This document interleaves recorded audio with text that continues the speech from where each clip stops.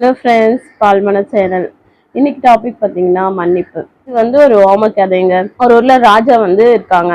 அவங்க வந்து கணக்கு பார்க்குறாங்க. யார் யார் கடன் வாங்கியிருக்காங்களோ அவங்களோட கடன்லாம் தீர்ந்துச்சா அப்படின்னு சொல்லிட்டு பார்க்குறாங்க.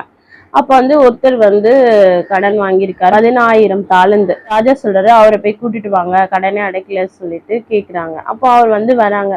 வந்தோடனே சொல்றாங்க, நீ வந்து கடனை இன்னும் திருப்பி கொடுக்கல, அதனால உன்கிட்ட இருக்கிறதெல்லாம் விற்று கடன் அடி அப்படின்னு சொன்னோடனே உடனே இவர் கேட்குறாரு, இந்த ஒரு தடவை என்னை மன்னித்துடுங்க, நான் வந்து உங்களுக்கு எப்படியாவது கடனை அடைச்சிடுறேன் அப்படின்னு சொல்லிட்டு அவர் காலில் விழுந்து கேட்குறாரு. சரி, இந்த ஒரு தடவை மன்னிக்கிறேன் அப்படின்னு சொல்லிட்டு அவரை விட்டுடுறாங்க.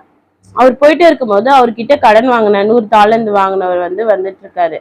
எதிர வரும்போது அவர் கழுத்தை பிடிச்சி என் கடனை கொடு அப்படின்னு சொல்லிட்டு கேட்கிறாரு. அவர் சொல்றாரு, கொஞ்சம் மன்னிச்சிடுங்க, என்னைய தந்துடுறேன் அப்படி சொல்லும் போது இவர் என்ன பண்றாரு, இல்ல இல்ல என் கடனை நீ கொடுக்க மாட்டியா சொல்லிட்டு அவர் சிறையில வந்து அடிச்சிடுறாரு.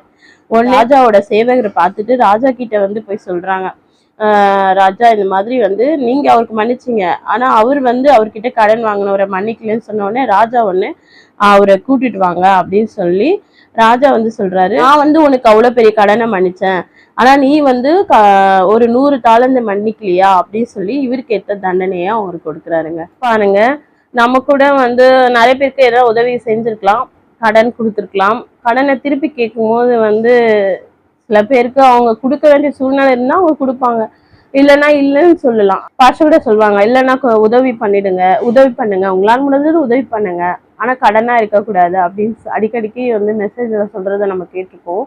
அந்த மாதிரி வந்து நம்ம கூட யாருக்குனாலும் கடன்லாம் கொடுத்தா ஹாஷா கோவமா அதிகாரமாலாம் எதுவும் கேட்காதீங்க, தாழ்மையா கேளுங்க, அவங்கள மன்னிச்சு விட்டுருங்க. அப்படி கொடுக்கலையா அவங்கள மன்னிச்சு விட்டுருங்க. அப்படி மன்னித்தோம்னா ஏசுப்பா நம்ம செஞ்ச தப்புங்களெல்லாம் மன்னிப்பாரு. லைக் பண்ணுங்க, ஷேர் பண்ணுங்க, கமெண்ட் பண்ணுங்க.